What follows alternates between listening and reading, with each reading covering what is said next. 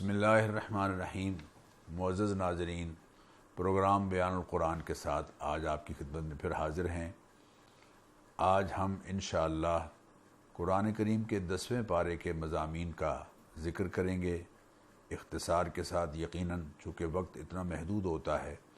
کہ پارے کی ہر آیت کو تفصیل سے بیان نہیں کیا جا سکتا۔ بالکل آغاز میں ہی اللہ تعالیٰ نے مال غنیمت کے حوالے سے تعلیمات ارشاد فرمائی ہیں، پھر بدر کے میدان میں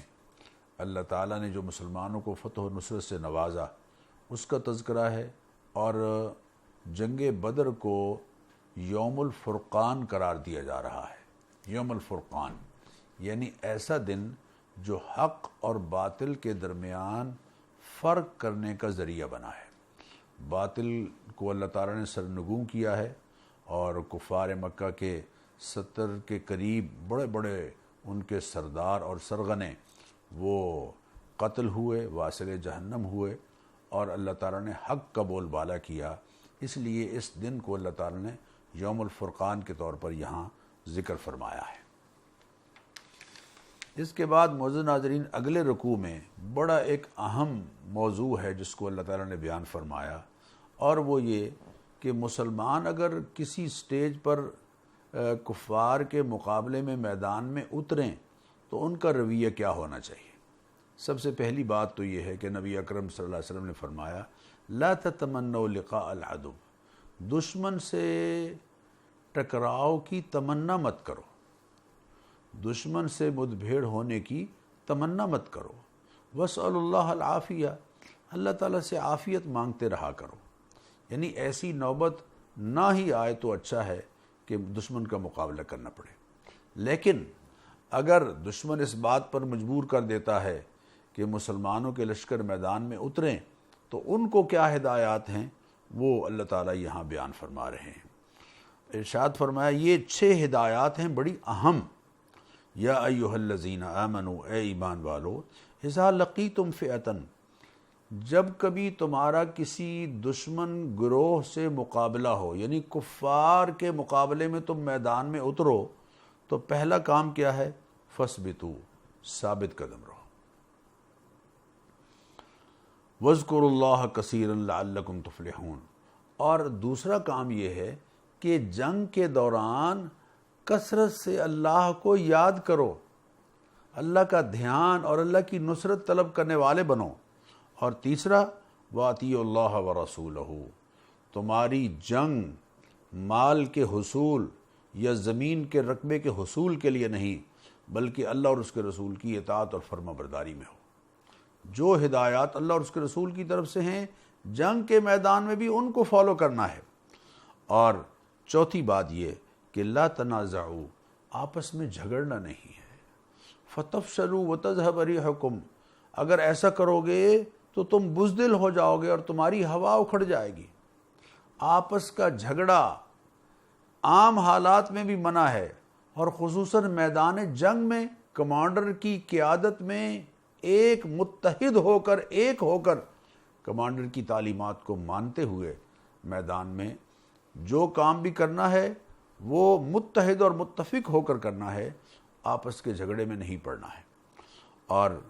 پانچویں اور چھٹی بات وَاصْبِرُوا، صبر سے کام لو، حوصلے اور ہمت سے کام لو، ثابت قدمی سے کام لو، اپنے ویژن پر اور اپنے موقف پر ثابت قدم رہ کر اللہ سے صبر کے ذریعے سے مدد طلب کرنے والے بنو۔ اور آخری بات یہ کہ لا تکونوا کالذین خرجوا من دیارہم بطرا، دیکھو تم نے میدان میں جو اترنا ہے اس میں تمہارا تکبر اور غرور اور لوگوں کے دکھاوے کا مزاج نہیں ہونا چاہیے، اس لیے کہ جہاد تو ایک عبادت ہے، اور ہر عبادت میں اللہ تعالیٰ انکساری کو اور عاجزی کو پسند کرتے ہیں۔ مومن کا جہاد اظہار تکبر اور بڑائی کے لیے نہیں ہوتا، بلکہ اللہ تعالیٰ کی رضا کے حصول کے لیے ہوتا ہے۔ اس کے بعد پھر اللہ تعالیٰ بدر میں اس واقعے کا ذکر فرما رہے ہیں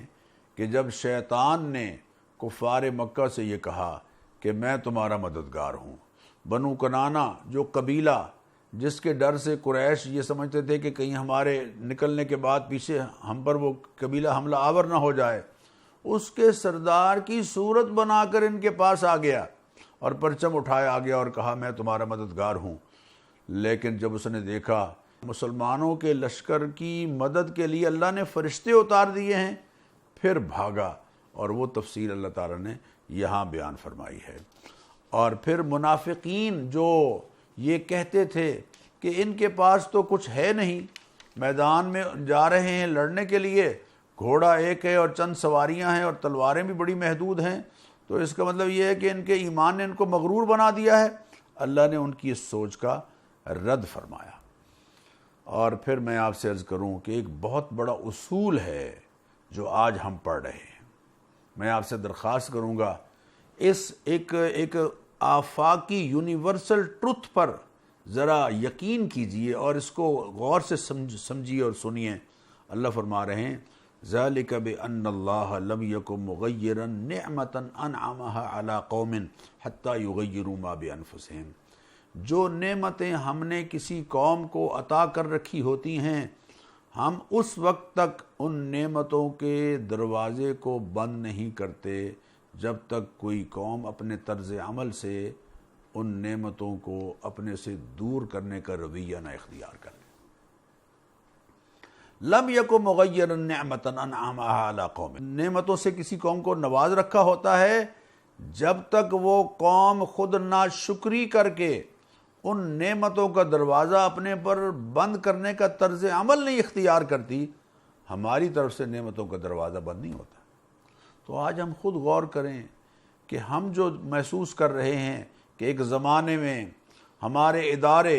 بہت ترقی یافتہ تھے، بہت آگے تھے، لوگوں کو باتیں سکھا رہے تھے، لوگوں کو تعلیم دے رہے تھے، آج ہم بہت پیچھے چلے گئے ہیں، اور جو ہمارے شاگرد تھے وہ بہت آگے بڑھ گئے ہیں۔ تو معلوم ہوا کہ یہ جو کچھ ہوا ہے یہ ہمارے اپنے طرز عمل کی وجہ سے ہوا ہے، چونکہ اللہ فرما رہے ہیں کہ ہم نعمتوں کے دروازے نہیں بند کرتے جب تک کہ لوگ اپنے طرز عمل کے ذریعے سے خود کو اس نوبت تک نہیں پہنچا لیتے۔ اس کے بعد اللہ تعالیٰ ایک اعلان کر رہے ہیں، اور وہ اعلان یہ ہے کہ ان اللہ لا يحب الخائنین، خیانت کرنے والوں اور کرپٹ لوگوں کو یقیناً اللہ پسند نہیں کرتا۔ کرپشن اور خیانت یہ ایک ایسا جرم ہے جو اللہ کی نگاہ سے افراد کو اور اقوام کو گرا دیتا ہے۔ اس کے بعد پھر اللہ تعالیٰ دفاعی سامان کی تیاری کا حکم دے رہے ہیں۔ وَأَعِدُّوا لَهُم مَّا اسْتَطَعْتُم مِّن قُوَّةٍ وَمِن رِّبَاطِ الْخَيْلِ تُرْهِبُونَ بِهِ عَدُوَّ اللَّهِ وَعَدُوَّكُمْ، اپنے دشمنوں پر اپنا رعب برقرار رکھنے کے لیے دفاعی سامان تیار رکھو۔ تُرْهِبُونَ بِهِ عَدُوَّ اللَّهِ وَعَدُوَّكُمْ، یہ جو تمہارے دشمن ہیں ان پر تمہارا رعب تمہارے دفاعی سامان کی تیاری کی صورت میں اور تمہاری افواج کی تربیت کی صورت میں خوب برقرار رہنا چاہیے۔ ایسے دشمن بھی ہیں جنہیں تم جانتے ہو، اور ایسے دشمن بھی ہیں جو یقیناً اللہ جانتا ہے تم پر ان کی دشمنی واضح نہیں ہے، ہو سکتا ہے وہ تمہارے ظاہر میں دوست ہی کیوں نہ ہوں اور بڑے خاموش کیوں نہ ہوں، لیکن حقیقت میں اندر ہی تمہاری دشمنی کر رہے ہوں۔ اور یہ بات سمجھائی کہ دفاعی بجٹ پر جو سرمایہ خرچ ہوتا ہے یوفی الیکم، وہ پورا پورا ہم تمہیں لوٹا دیں گے۔ گویا دفاع پر خرچ ہونے والا سرمایہ وہ یقیناً ایسا سرمایہ ہے جس کے بارے میں اللہ وعدہ کر رہے ہیں کہ یوفی الیکم، ہم اسے تمہیں لوٹا دیں گے، یعنی اس کی وجہ سے تمہیں کمی اور نقصان نہیں اٹھانا پڑے گا، وہ یقیناً تمہارے لیے بہتری کا ہی سامان ہوگا۔ پھر نبی کریم علیہ الصلاۃ والتسلیمات کو خطاب کرتے ہوئے اللہ تعالیٰ ارشاد فرما رہے ہیں کہ اللہ لوگوں کے دلوں میں الفت ڈالتا ہے۔ لو انفقت ما فی الارض جمیعا ما الفتہم، لو انفقت ما فی الارض جمیعا ما الفت بین قلوبہم ولکن اللہ الف بینہم۔ اے حبیب، یہ جو آپ کے صحابہ کے دلوں میں ایک دوسرے کے لیے الفت اور محبت ہے، آپ جو مرضی خرچ کر لیتے وہ الفت پیدا نہ کر سکتے، اللہ نے ان کے دلوں میں الفت پیدا کر دی ہے، اللہ نے ان کے دلوں کو ایک دوسرے کے لیے جوڑ دیا ہے۔ یا ایھا النبی حسبک اللہ ومن اتبعک من المؤمنین، اے حبیب صلی اللہ علیہ وسلم اللہ آپ کو کافی ہے، اور یہ آپ کے جو پیروکار صحابہ ہیں، آپ کے ماننے والے ہیں، یہ آپ کے لیے یقینی بات ہے، آپ کے حامی و ناصر ہیں، مددگار ہیں، آپ کے ساتھی ہیں۔ اللہ تعالیٰ نے پھر ارشاد فرمایا اور سب کو خطاب کرتے ہوئے فرمایا کہ فَكُلُوا مِمَّا غَنِمْتُمْ حَلَالًا طَيِّبًا، مال غنیمت کو جو پہلی قوموں پر حلال نہیں ہوتا تھا، اس کو تمہارے لیے اللہ نے حلال کیا ہے، حلال طیب سمجھ کر اسے تم کھا سکتے ہو۔ معزز ناظرین، اس کے بعد سورہ انفال کے آخری رکوع میں اللہ تعالیٰ نے اپنے حبیب کریم علیہ الصلاۃ والتسلیمات کی ذات عالی پر ایمان لانے والے صحابہ کی تعریف کی ہے۔ اللہ فرماتے ہیں ان الذین آمنوا، اے حبیب جو ایمان لائے ہیں، وہاجروا، اور جنہوں نے آپ کے ساتھ ہجرت کی ہے، وجاہدوا باموالہم وانفسہم، جنہوں نے اپنی مال اور اپنی جانوں کے ساتھ جہاد کیا ہے، اور والذین آووا، اور جنہوں نے مدینہ منورہ میں ان کو ٹھکانہ دیا ہے، اپنے مکانات دیے ہیں، اپنی رہنے کی جگہ دی ہیں، وَنَصَرُوا، اور ان کی مدد کی ہے، اولئک بعضهم اولیاء بعض، یہ آپس میں ایک دوسرے کے رفیق اور مددگار ہیں۔ اور پھر مسلمانوں کو یہ خطاب کیا جا رہا ہے، ذرا غور کیجئے، والذین کفروا بعضهم اولیاء بعض، اے ایمان والو دنیا بھر کے کفار آپس میں ایک دوسرے کے دوست ہیں۔ الکفر ملت واحدہ، کفر ایک ملت ہے۔ الا تفعلوہ، اگر تم نے بھی یہ اس طرح نہ کیا کہ مسلمان ممالک ایک دوسرے کے دوست بنے، مسلمان ممالک اپنے اموال کو ایک دوسرے کے ملکوں میں انویسٹ کر کے ان کی معیشت کو مستحکم کرنے کا ذریعہ بنے، اگر تم نے ایسا نہ کیا، تکن فتنۃ فی الارض وفساد کبیر، تو زمین فتنے سے بھر جائے گی اور بہت بڑا فساد زمین میں ہوگا۔ آج آپ دیکھ لیجئے زمین میں جو فساد ہے اس کی بڑی وجہ مسلمانوں کا باہمی اتفاق اور اتحاد نہ ہونا ہے۔ پھر اس کے بعد اللہ تعالیٰ نے صحابہ کے سچے مومن ہونے کا اظہار فرمایا ہے، اور کیا فرمایا؟ فالذین آمنوا، اے حبیب جو آپ پر ایمان لائے، وہاجروا، اور جنہوں نے ہجرت کی، وجاہدوا فی سبیل اللہ، اور جنہوں نے اللہ کی راہ میں جہاد کیا، والذین آووا ونصروا، اور وہ صحابہ جنہوں نے مدینہ منورہ میں انصار کی صورت میں صحابہ کو اپنے ہاں ٹھہرایا اور ان کی نصرت کی، اولئک ھم المؤمنون حقا، یہ ہیں سچے مومن۔ جن کے سچے مومن ہونے کا سرٹیفکیٹ خود اللہ ان کو دے رہا ہے، ان کے ایمان کے بارے میں اگر کسی کو کوئی شک ہے تو وہ تو قرآن پر شک کر رہا ہے۔ اس لیے میرے معزز ناظرین، میں آپ سے درخواست کروں گا کہ صحابہ کرام رضوان اللہ علیہ مجمعین کے بارے میں ہمیں اپنا دل صاف رکھنا چاہیے۔ اللہ خود فرما رہے ہیں اولئک ھم المؤمنون حقا، یہی ہیں جو سچے مومن ہیں، یہی ہیں جو سچے مومن ہیں۔ تو اس کے بعد پھر کون سی گنجائش رہ جاتی ہے؟ اور پھر یہ کسی کے ذہن میں یہ شک نہ رہے کہ فتح مکہ کے بعد جو لوگ ایمان لائے شاید ان کا ذکر نہ ہو، اللہ ان کا بھی ذکر ساتھ ہی فرما رہے ہیں، والذین آمنوا من بعد وہاجروا وجاہدوا معکم فاولئک منکم، جو فتح مکہ کے بعد ہجرت کے بعد یا فتح مکہ کے بعد ایمان لائے ہیں اور انہوں نے بھی ہجرت کی اور جہاد کیا اور تمہارے ساتھ مل کر وہ تمہارے رفیق بنے، فاولئک منکم، وہ سارے کے سارے تم ہی میں سے ہیں۔ ایک اور جگہ ارشاد فرمایا کہ دیکھیے جو فتح مکہ سے پہلے اللہ کی راہ میں مال خرچ کرنے والے تھے اور جنہوں نے بعد میں ایمان قبول کیا ہے، دونوں اجر میں برابر نہیں ہو سکتے۔ لا يستوی منکم من انفق من قبل الفتح وقاتل اولئک اعظم درجۃ من الذین انفقوا من بعد وقاتلوا، جو بعد میں ایمان لانے والے ہیں اور خرچ کرنے والے ہیں وہ پہلے ان سے اعظم ہیں، افضل ہیں، لیکن وَكُلًّا وَعَدَ اللَّهُ الْحُسْنَى، سب سے اللہ نے جنت کا وعدہ کیا ہے۔ تو جن سے اللہ نے جنت کا وعدہ کیا ہے، جن کو اللہ کہہ رہے ہیں میں ان سے راضی، یہ مجھ سے راضی، اور جن کو اللہ کہہ رہے ہیں یہ کھرے مومن ہیں، ہمیں ان کے ایمان پر کسی طرح کا اعتراض نہیں کرنا چاہیے۔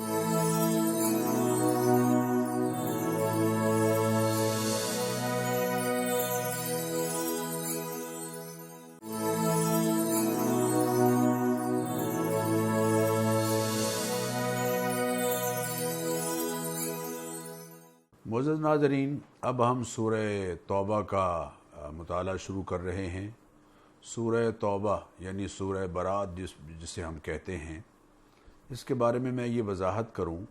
کہ جب آپ سورہ انفال کی تلاوت کر کے اپنی تلاوت کو کنٹینیو رکھنا چاہتے ہیں اور آگے بڑھنا چاہتے ہیں، سورہ برات سے آگے تلاوت جاری رکھنا چاہتے ہیں، تو پھر تو درمیان میں بسم اللہ الرحمن الرحیم نہیں پڑھیں گے۔ لیکن اگر سورہ برات سے ہی تلاوت کا آغاز کر رہے ہیں، یا سورہ انفال جہاں ختم ہوئی وہاں آپ رک گئے، کوئی اور کام کیا اور پھر آپ اسی نشست میں ہی سورہ برات کا آغاز کرنا چاہتے ہیں، تو پھر چونکہ قرآن کریم کا ادب یہ ہے کہ پہلے اعوذ باللہ من الشیطان الرجیم بسم اللہ الرحمن الرحیم پڑھا جائے، لہذا یہاں بھی پڑھیں گے۔ یہ وضاحت میں نے اس لیے کر دی کہ سورہ برات سے ہی اگر تلاوت شروع ہو رہی ہو تو پھر بعض احباب یہ سمجھتے ہیں کہ بسم اللہ الرحمن الرحیم نہیں پڑھنی۔ بسم اللہ الرحمن الرحیم اس وقت نہیں پڑھنی ہے جب آپ کی تلاوت میں کانٹینیوٹی ہو اور تسلسل ہو، اور سورہ انفال مکمل کرنے کے بعد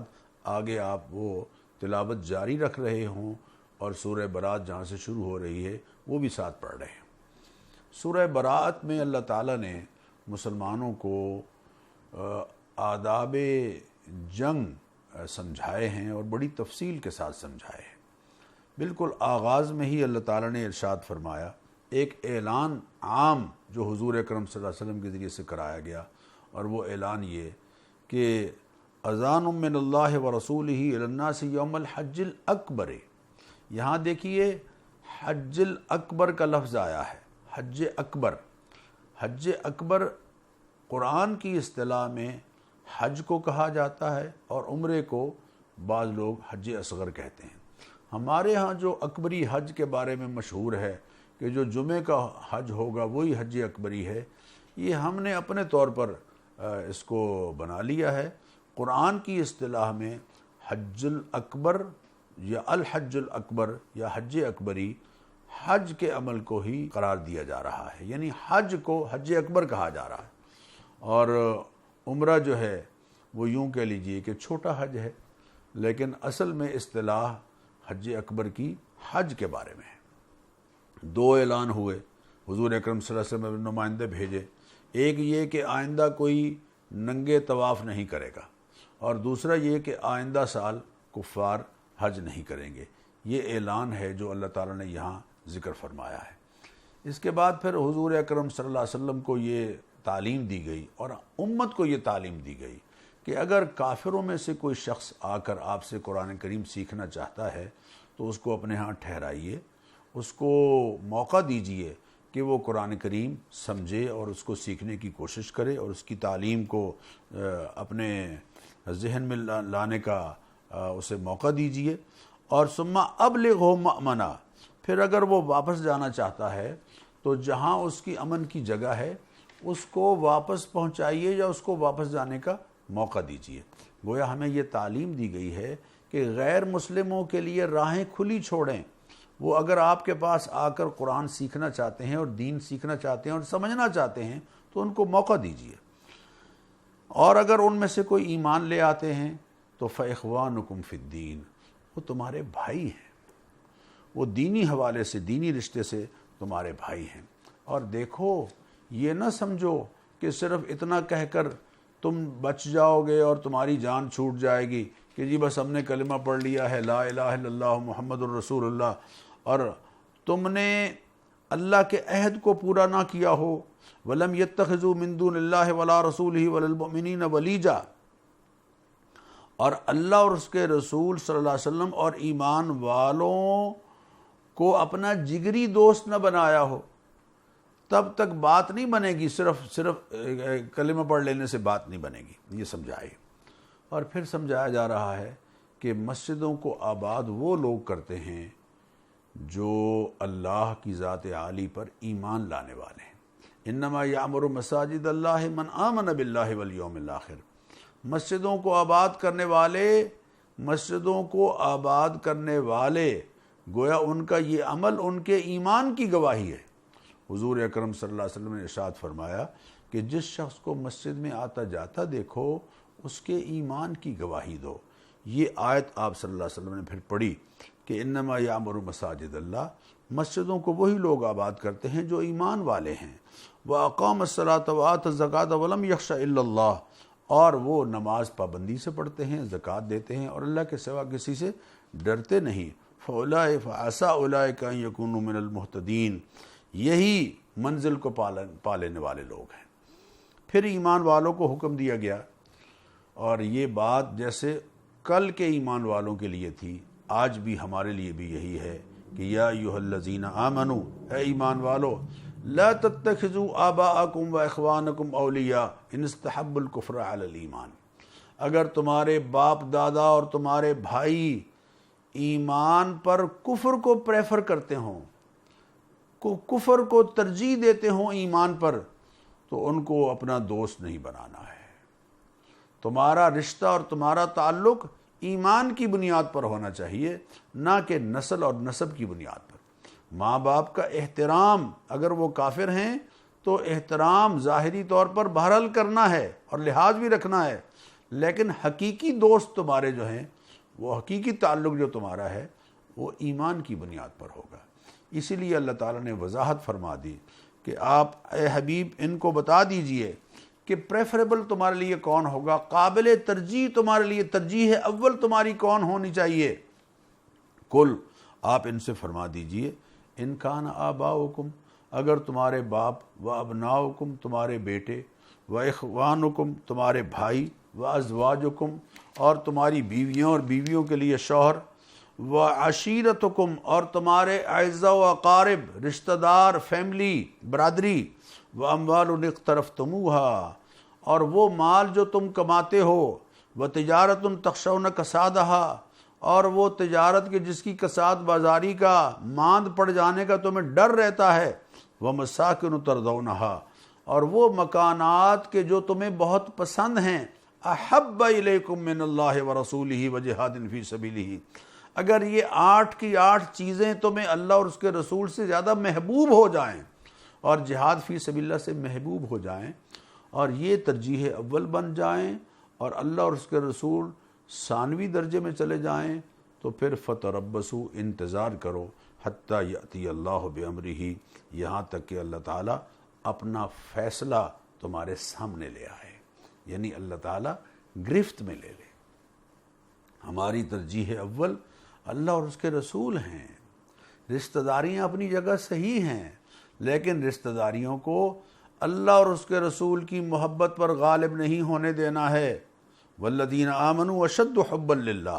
ایمان والوں کی شان یہ ہے کہ سب سے زیادہ وہ اللہ کے ساتھ محبت کرنے والے ہیں اور اللہ کے رسول صلی اللہ علیہ وسلم کے ساتھ، ان کی تعلیمات کے ساتھ محبت کرنے والے ہیں۔ غزوہ حنین کا پھر آپ تذکرہ پڑھیں گے اور اس میں یہ بات سمجھائی کہ کثرت تمہارے لیے فتح و نصرت کا ذریعہ نہیں ہے، بلکہ اللہ تعالیٰ کی مدد تمہارے لیے فتح و نصرت کا ذریعہ ہے۔ غزوہ حنین کے موقع پر مسلمانوں نے اپنی کثرت کا خیال کیا تو اللہ تعالیٰ نے بالکل معاملہ پلٹ کر رکھ دیا، لیکن پھر اللہ نے ہی مسلمانوں کو فتح و نصرت سے نوازا۔ اس کے بعد معزز ناظرین، اگلے رکوع میں اللہ تعالیٰ نے اپنے حبیب کریم علیہ الصلاۃ والتسلیمات کا تذکرہ فرمایا اور بتایا کہ اللہ کے رسول صلی اللہ علیہ وسلم اس نسل انسانی کے سامنے کیا مشن لے کر آئے۔ هو الذی ارسل رسولہ بالہدی، اللہ تعالیٰ نے اپنے رسول اکرم صلی اللہ علیہ وسلم کو ہدایت کے ساتھ بھیجا ہے، ودین الحق کے، اور دین حق دے کر بھیجا ہے۔ ہدا کا تعلق ایمانیات سے ہے اور دین حق کے لفظ کا تعلق یہ معاشرتی زندگی سے ہے، لائف سٹائل سے ہے۔ اللہ نے ایمانیات اور ایک مستقل لائف سٹائل دے کر اپنے حبیب کو بھیجا ہے، لِيُظْهِرَهُ عَلَى الدِّينِ كُلِّهِ، تاکہ وہ تمام دنیا کے مروج لائف سٹائلز پر اس لائف سٹائل کو غالب کر دے جو اللہ کے رسول لے کر آئے، تمام ادیان پر اس دین کو غالب کریں جو اللہ کے رسول لے کر آئے ہیں۔ وَلَوْ كَرِهَ الْمُشْرِكُونَ، اگرچہ یہ بات کفار کو اور مشرکین کو ناگوار کیوں نہ گزرے۔ اس کے بعد معزز ناظرین، بہت غور طلب بات ہے اور آج کے ہمارے معاشرے میں تو بہت ہی غور طلب بات ہے۔ اللہ فرماتے ہیں یا ایھا الذین آمنوا، اے ایمان والو، ان کثیرا من الاحبار والرہبان، حقیقت یہ ہے کہ بہت سے صاحبان علم، علماء اور بہت سے درویش، لیاکلون اموال الناس بالباطل، لوگوں کے مال ناجائز طریقے سے کھاتے ہیں، بہت سے چکر چلاتے ہیں، اللہ معاف کرے، اللہ معاف کرے۔ رہبان اور احبار، یہ یہود کے ہاں اور عیسائیوں کے ہاں علماء اور درویشوں اور صوفیاء کے لیے یہ الفاظ استعمال ہوتے تھے۔ اگر وہ یہ کام غلط کر رہے تھے تو یقیناً غلط ہے، اور اگر آج ہمارے ہاں بھی یہ ہو رہا ہے تو یقیناً یہ غلط ہے۔ لوگوں کا مال ناحق طریقے سے کھاتے تھے، وَيَصُدُّونَ عَن سَبِيلِ اللَّهِ، اور اللہ کی راہ سے روکتے تھے، اللہ کی عبادت کرانے کی بجائے اپنی پوجا شروع کرا دیتے تھے، اور ان کی مذمت کی ہے۔ وَالَّذِينَ يَكْنِزُونَ الذَّهَبَ وَالْفِضَّةَ، حضور اکرم صلی اللہ علیہ وسلم نے اس آیت کے نزول کے بارے میں فرمایا کہ یہاں زکوٰۃ نہ ادا کرنے والے کی مذمت ہو رہی ہے، کہ جو لوگ سونے اور چاندی کو سمیٹ کر رکھتے ہیں، وَلَا يُنْفِقُونَهَا فِي سَبِيلِ اللَّهِ، سونا چاندی یعنی مال و دولت جمع کر کے رکھتے ہیں اور اللہ کی راہ میں خرچ نہیں کرتے، یعنی زکوٰۃ اس کی ادا نہیں کرتے، فَبَشِّرْهُم بِعَذَابٍ أَلِيمٍ، انہیں دردناک سزا کی خبر سنا دیجیے۔ یوم یحمى علیہا فی نار جہنم، جس دن ان کا وہ جمع شدہ مال جہنم کی آگ سے تپایا جائے گا، استغفر اللہ، فَتُكْوَى بِهَا جِبَاهُهُمْ وَجُنُوبُهُمْ وَظُهُورُهُمْ، اور اس سے ان کی پیشانیوں کو، ان کے پہلوؤں کو اور ان کی پشتوں کو داغا جائے گا، اور کہا جائے گا ھذا ما کنزتم لانفسکم، یہ وہ خزانہ ہے جو جمع کر کے تم نے اپنے لیے رکھا تھا، فذوقوا بما کنتم تکنزون، اب چکھو مزہ اس خزانے کا جو تم نے سمیٹ کر اپنے لیے رکھا ہوا تھا، اور اس میں سے اللہ کا حق ادا نہیں کر رہے تھے۔ حضور نے فرمایا جب جمع شدہ حلال مال میں سے آپ زکوٰۃ دے دیں تو وہ کنز نہیں رہتا۔ یہ ساری باتیں ان کے لیے ہیں جو زکوٰۃ ادا نہیں کر رہے۔ پھر اللہ تعالیٰ نے حرمت والے 4 مہینوں کا ذکر فرمایا، جو ذوالقعدہ، ذوالحجہ، محرم اور رجب کا مہینہ ہے۔ ایک زمانے میں ان مہینوں میں جو قتال فی سبیل اللہ ہے اس کی ممانعت تھی، امت مسلمہ میں اس ممانعت کی کیفیت نہیں رہی۔ پھر اللہ تعالیٰ نے اپنے حبیب کریم علیہ الصلاۃ والتسلیمات اور آپ کے یار غار سیدنا صدیق اکبر رضی اللہ تعالیٰ عنہ کا یہاں ذکر فرمایا ہے۔ معزز ناظرین، یہ 12ویں رکوع میں سورہ توبہ میں اور 10ویں پارے کے 12ویں رکوع میں اللہ فرماتے ہیں الا تنصروہ فقد نصرہ اللہ، اگر میرے محبوب کی نصرت کرنے والے تم نہیں بنو گے تو کوئی حرج نہیں، اللہ خود ان کا مددگار ہے۔ اذ اخرجہ الذین کفروا، جب کفار نے ان کو مکہ مکرمہ سے نکالا، ثانی اثنین، وہ 2 میں سے دوسرے تھے، اذ ہما فی الغار، جب وہ دونوں غار میں تھے، اذ یقول لصاحبہ لا تحزن، جب وہ اپنے صاحب سے، صدیق اکبر کو اللہ خود صحابی قرار دے رہے ہیں، کیا فرما رہے ہیں کہ اللہ کے حبیب اپنے صاحب سے یہ کہہ رہے تھے لا تحزن، غم نہ کر، یہ نہیں کہا لا تخف، ڈر نہیں، صدیق اکبر کو ڈر اپنا نہیں تھا، خوف اپنا ہوتا ہے، حزن کسی اور کا ہوتا ہے۔ ان کو تو حبیب کریم علیہ الصلاۃ والتسلیمات کی ذات کریمہ کے بارے میں غم تھا کہ کہیں آپ کو کوئی تکلیف نہ پہنچ جائے، وہ تو اپنی جان تلی پر رکھ کر آ گئے تھے آپ کے ساتھ، اس لیے لا تخف نہیں کہا بلکہ فرمایا لا تحزن، آپ غم نہ کیجئے، یعنی میرا غم نہ کیجئے، ان اللہ معنا، اللہ ہمارے ساتھ ہے، ہم دونوں کے ساتھ، معنا کہا ہے، اللہ ہمارے ساتھ ہے۔ اوہ اللہ اکبر، حضرت موسیٰ علیہ السلام نے کہا تھا ان معی ربی، میرا رب میرے ساتھ ہے، لیکن یہاں اللہ نے اپنے حبیب سے کہلوایا ان اللہ معنا، اللہ ہمارے ساتھ ہے۔ فانزل اللہ سکینتہ علیہ وایدہ بجنود لم تروہا، اللہ تعالیٰ نے سکینت عطا فرمائی، سکینت نازل فرمائی، اور ایسے لشکروں کے ذریعے سے مدد فرمائی کہ جس کو لوگ نہیں دیکھ رہے تھے۔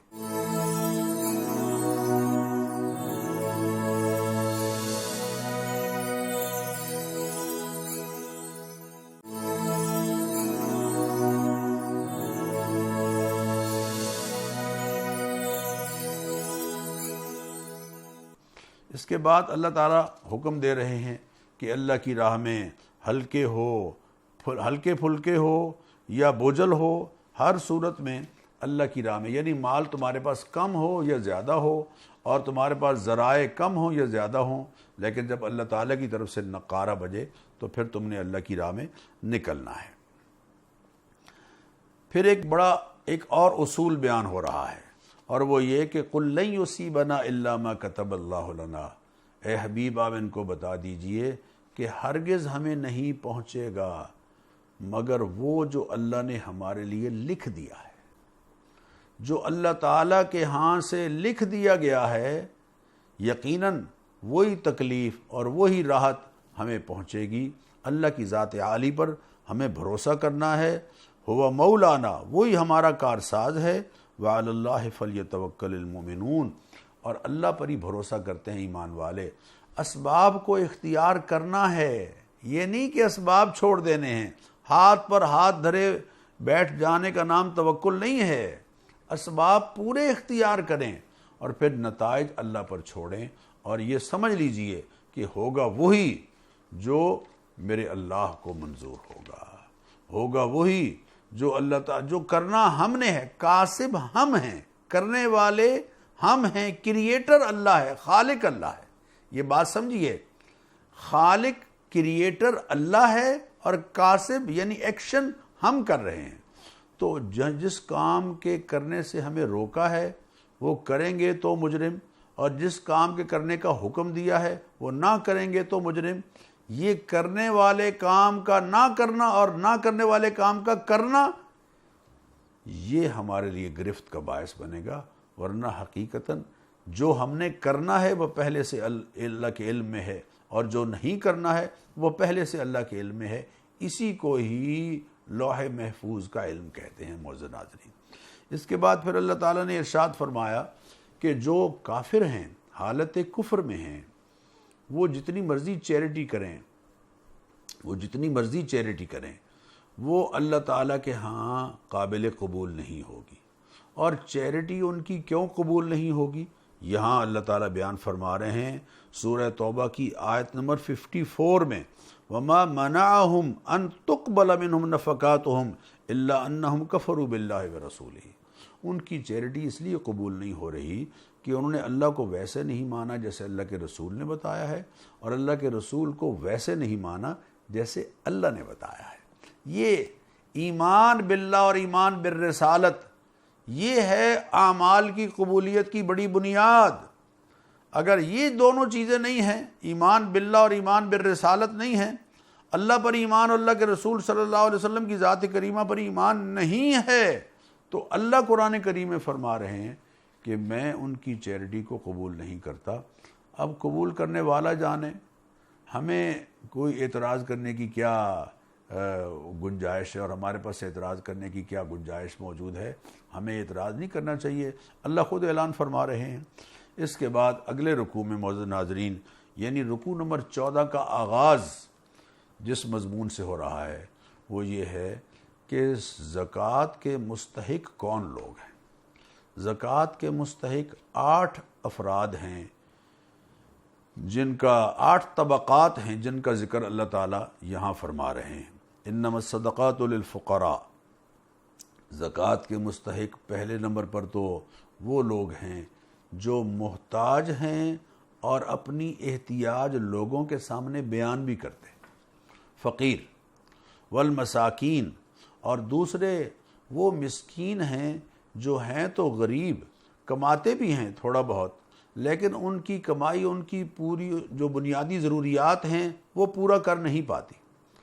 بنیادی جو ان کی ضروریات ہیں ان کی کمائی سے پوری نہیں ہوتی،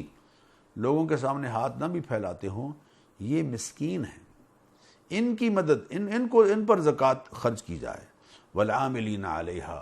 اور زکوٰۃ کی کلیکشن کے لیے جن لوگوں کو مقرر کیا گیا ہے ریاست کی طرف سے، اسٹیٹ کی طرف سے، وہ ان کی اس ضرورت پر جو ہے وہ زکوٰۃ خرچ ہوگی۔ اور وفی الرقاب،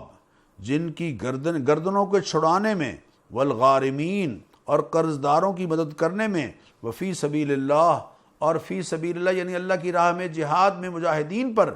وابن السبیل اور مسافر نوازی میں، یعنی کہ اگر مسافر ہے اور وہ ضرورت مند ہے، اگرچہ اپنے ہاں وہ ٹھیک بھی ہے لیکن آج اس کو شدید ضرورت ہے، اس پر زکوٰۃ خرچ کرنی ہے۔ یہ بیان اللہ تعالیٰ ارشاد فرما رہے ہیں۔ اور پھر نبی اکرم صلی اللہ علیہ وسلم کے بارے میں جو کفار یہ کہتے تھے کہ یہ کانوں کے کچے ہیں، یہ بات غلط انہوں نے کہی منافقین نے، اللہ اس کا رد کر رہے ہیں۔ اللہ فرماتے ہیں یہ بات تمہاری سن لیتے ہیں شفقت کے ساتھ، یہ تو تمہارے لیے اور ایمان والوں کے لیے باعث رحمت ہیں، لیکن جو لوگ نبی اکرم صلی اللہ علیہ وسلم کا اور اللہ کی تعلیمات کا مذاق اڑاتے ہیں، اللہ تعالیٰ ان کا رد کرتے ہوئے فرماتے ہیں وَلَئِن سَأَلْتَهُمْ لَيَقُولُنَّ إِنَّمَا كُنَّا نَخُوضُ وَنَلْعَبُ۔ جب آپ ان سے پوچھیں منافقین سے کہ تم اللہ کا اور اللہ کے رسول صلی اللہ علیہ وسلم کا مذاق کیوں اڑاتے ہو، تو یہ کہتے ہیں کہ ہم تو بس کھیل تماشے کے طور پر بات کر رہے تھے، ہم تو بحث مباحثے کے طور پر بات کر رہے تھے۔ قُلْ أَبِاللَّهِ وَآيَاتِهِ وَرَسُولِهِ كُنْتُمْ تَسْتَهْزِئُونَ، آپ ان سے کہہ دیجئے اللہ اور اس کی آیات اور اس کے رسول کا تم مذاق اڑاتے ہو، لا تعتذروا، اب معذرت مت کرو، قد کفرتم بعد ایمانکم، تم نے کفر کیا ہے، اگر تم پہلے ایمان کے دعوے دار تھے تو اب تم کافر ہو گئے ہو اس گستاخی کی وجہ سے۔ یہی وجہ ہے کہ امت مسلمہ کا اس بات پر اتفاق ہے کہ اللہ کا گستاخ، اللہ کے قرآن کا گستاخ اور اللہ کے رسول صلی اللہ علیہ وسلم کی ذات کریمہ کا گستاخ، اس کے لیے یہ ہے کہ وہ کافر ہے۔ اللہ دیکھیے، ایک ہے کسی بات کو نہ ماننا اور گناہ کے طور پر اس کا ارتکاب، یہ تو کسی نہ کسی سٹیج پر اس پر معافی مل جاتی ہے، لیکن جرت کر کے ان سنتوں کی تحقیر اور اللہ اور اس کے رسول کی آیات کا استہزاء اور مذاق اڑانا، یہ کفر ہے۔ اس سے اپنے آپ کو بچانا ہے معزز ناظرین۔ اس کے بعد اللہ تعالیٰ نے ایمان والوں کی خوبیوں کا بیان فرمایا، والمؤمنون والمؤمنات بعضهم اولیاء بعض، ایمان والے ایک دوسرے کے دوست ہیں، آپس میں ایک دوسرے کے مرد مردوں کے، عورتیں عورتوں کی، ان کے آپس میں تعلقات ہیں، محبتیں ہیں، پیار ہے، اور بھلائی کا حکم دیتے ہیں، برائی سے روکتے ہیں، نماز پابندی سے پڑھتے ہیں، زکوٰۃ ادا کرتے ہیں، اللہ اور اس کے رسول کا کہنا مانتے ہیں۔ یہ خوبیاں جن کے اندر ہیں، اولئک سیرحمہم اللہ، اللہ تعالیٰ ان کو یقیناً اپنی رحمت ان پر نازل فرمائے گا اور ان کو اپنا قرب نصیب فرمائے گا۔ اور اللہ تعالیٰ وعدہ کرتا ہے ایمان والے مردوں اور عورتوں کے ساتھ کہ اللہ تعالیٰ ان کو جنتوں میں، ایسی جنتوں میں داخل کرے گا کہ جن کے بیچ میں نہریں بہتی ہیں، وَمَسَاكِنَ طَيِّبَةً فِي جَنَّاتِ عَدْنٍ، اور سدا بہار کی جنتوں میں، جنات عدن، سدا بہار جو باغات ہیں ان میں اللہ تعالیٰ نفیس قیام گاہیں انہیں نصیب فرمائے گا۔ پھر اللہ تعالیٰ اپنے حبیب کریم علیہ الصلوۃ والتسلیمات سے ارشاد فرما رہے ہیں، جاہد الکفار والمنافقین واغلظ علیہم، کفار اور منافقین اگر باز نہیں آتے اپنی حرکتوں سے تو آپ ان کے ساتھ سخت رویہ اختیار کر دیں گے۔ اور پھر ایک اصولی بات بیان ہو رہی ہے کہ الم یعلموا، کیا لوگ اس بات کو نہیں جانتے، ان اللہ یعلم سرہم ونجواہم، کہ اللہ تعالیٰ ان کے مخفی رازوں کو اور ان کی سرگوشیوں کو سب کو جانتا ہے۔ دیکھیے، ہم راز لوگوں سے چھپا سکتے ہیں اور سرگوشیاں کر کے لوگوں کو اپنی باتوں سے دور رکھ سکتے ہیں، لیکن اللہ فرماتے ہیں تمہاری سرگوشیوں سے بھی میں آگاہ ہوں، اور تم جن باتوں کو راز بنا کر رکھتے ہو میں ان سے بھی آگاہ ہوں۔ جب اللہ ہمارے ایک ایک لمحے سے آگاہ ہے تو پھر معزز ناظرین ہمیں اس بات پر غور کرنا چاہیے کہ اللہ تعالیٰ کے سامنے ہم کیا کر رہے ہیں، اللہ تعالیٰ کے سامنے ہم کیا کر رہے ہیں، اللہ کی نافرمانی اس کے سامنے ہمیں بہرحال اس کا جائزہ لینا چاہیے اور اس سے بچنا چاہیے۔ پھر غزوہ تبوک کے حوالے سے، غزوہ تبوک کا اللہ یہاں ذکر شروع کر رہے ہیں، اور یہ قریباً یوں سمجھ لیجئے کہ سورہ توبہ کے آخری رکوع سے پہلے تک یہ غزوہ تبوک کا تذکرہ مسلسل ہوگا۔ غزوہ تبوک میں چونکہ حالات بڑے مشکل تھے، فصلیں پک چکی تھیں، لوگوں کا مدینہ منورہ سے نکلنا بڑا مشکل تھا، اور سفر بھی بہت دور کا تھا، 1 مہینے کی مسافت تھی، لہذا منافقین نے شروع میں ہی نبی اکرم صلی اللہ علیہ وسلم سے بار بار یہ کہنا شروع کر دیا کہ ان بیوتنا عورہ، ہمارے گھر جو ہیں وہ خالی ہیں اور ہمیں خدشہ ہے کہ پیچھے ہمارے کوئی لوٹ مار نہ ہو جائے اور ہمیں گھروں کو کوئی نقصان نہ پہنچا دے۔ تو منافقین نے تو نبی اکرم صلی اللہ علیہ وسلم سے غزوہ تبوک میں پیچھے رہنے کی درخواستیں شروع کر دی، لیکن جو کھڑے مسلمان تھے، چونکہ حالات بھی ایسے تھے کہ اس جنگ کے لیے، اس لشکر کے لیے بڑی مدد کی ضرورت تھی، تو نبی اکرم صلی اللہ علیہ وسلم نے باقاعدہ اعلان کرا کے لوگوں کو اس طرح متوجہ کیا کہ اس لشکر کے لیے فنڈ جمع کرائیں، اس لشکر کے لیے اپنا حصہ ڈالیں اس میں۔ تو منافقین جو ہیں وہ مسلسل اپنی جان چھڑا رہے تھے۔ اللہ تعالیٰ نے یہاں ان کا ذکر فرمایا ہے، فرح المخلفون بمقعدہم خلاف رسول اللہ وکرہوا ان یجاہدوا باموالہم وانفسہم فی سبیل اللہ۔ جو پیچھے رہنے والے منافقین ہیں اور گھروں میں بیٹھے رہنے والے ہیں، ان کے لیے یہ ناگوار تھا کہ وہ اللہ تعالیٰ کے راستے میں جہاد کے لیے نکل دیں، اور وہ کہتے کیا تھے؟ لوگوں سے کہتے تھے کہ لا تنفروا فی الحر، بڑی گرمی ہے، مت نکلو باہر، گرمی میں ان کے ساتھ نہ جانا۔ قل نار جہنم اشد حرا، اے حبیب آپ ان سے کہہ دیجئے کہ اللہ کے رسول کی نافرمانی کے نتیجے میں تم جہنم کی آگ کو پسند کر رہے ہو، اور وہ آگ بدترین آگ ہے، بدترین آگ ہے۔ لہذا اے حبیب صلی اللہ علیہ وسلم، ہم آپ کو ہدایات دیتے ہیں کہ اب وقت آ گیا ہے کہ ان منافقین کے ساتھ ایک طرح سے بائیکاٹ ہو، لہذا لا تصلی علی احد منہم مات ابدا، آئندہ کبھی بھی آپ ان میں سے کسی کی نماز جنازہ ادا نہیں کریں گے، ولا تقم علی قبرہ، اور ان کی قبر پر کبھی کھڑے ہو کر ان کے لیے دعا نہیں کریں گے، انہم کفروا باللہ ورسولہ وماتوا وہم فاسقون، اس لیے کہ یہ اللہ اور اس کے رسول کا انکار کرنے والے ہیں اور اسی سرکشی کی حالت میں ہی یہ مر رہے ہیں۔ تو اللہ تعالیٰ نے اپنے حبیب کریم علیہ الصلاۃ والتسلیمات کو ان کی نماز جنازہ سے روک دیا، لیکن کچھ ایسے مسلمان بھی تھے کہ جو کمزوری کی وجہ سے اور بیماری کی وجہ سے اور لا یجدون ما ينفقون اور زاد راہ نہ ہونے کی وجہ سے اس جنگ میں شریک نہیں ہوئے، اللہ تعالیٰ ان کے بارے میں رعایت کا اعلان کرتے ہوئے فرما رہے ہیں کہ اذا نصحوا للہ ورسولہ، چونکہ یہ اللہ اور اس کے رسول کی خیر خواہ ہیں، لہذا ما علی المحسنین من سبیل، احسان کی روش اختیار کرنے والوں پر اللہ تعالیٰ کی طرف سے کوئی مواخذہ نہیں، ان پر کوئی مواخذہ نہیں۔ ولا علی الذین اذا ما اتوک لتحملہم قلت لا اجد ما احملکم علیہ، اور ان لوگوں پر بھی کوئی گرفت نہیں جنہوں نے آ کر عرض کیا تھا کہ ہمارے پاس سواری نہیں ہے، آپ ہمیں سواری مہیا کیجئے، لیکن آپ نے ان سے فرمایا کہ میرے پاس تو سواریاں نہیں ہیں۔ تو وہ لوگ حال ان کا یہ تھا کہ وَأَعْيُنُهُمْ تَفِيضُ مِنَ الدَّمْعِ، ان کی آنکھوں سے آنسو بہہ رہے تھے، اللہ یجدوا ما ينفقون، کہ ان کے پاس وہ سرمایہ نہیں ہے کہ جس کو خرچ کر کے وہ اس غزوے میں شریک ہو سکیں۔ اے حبیب ایسے لوگوں پر گرفت نہیں۔ آج بھی ایسے لوگ کہ جن کے پاس وسائل نہیں ہیں، وہ اگر دوسروں کی مدد نہیں کر پا رہے تو یقینی بات ہے ان پر گرفت نہیں ہے، گرفت ان پر ہے کہ وہ ہم اغنیاء، وہ مالدار ہیں، رضوا بان یکونوا مع الخوالف، اور وہ اس بات کو پسند کر رہے ہیں کہ وہ پیچھے رہنے والی عورتوں کے ساتھ میں شامل ہو جائیں۔ وطبع اللہ علی قلوبہم فہم لا یعلمون، اللہ تعالیٰ نے ان کے دلوں پر مہر لگا دی ہے اور اللہ تعالیٰ نے ان کے رویے کو ناپسند کیا ہے۔ معزز ناظرین، یہ ان منافقین کا تذکرہ اگلے پارے میں بھی کچھ رکوعوں میں جاری رہے گا، اور آج کے اس پروگرام کا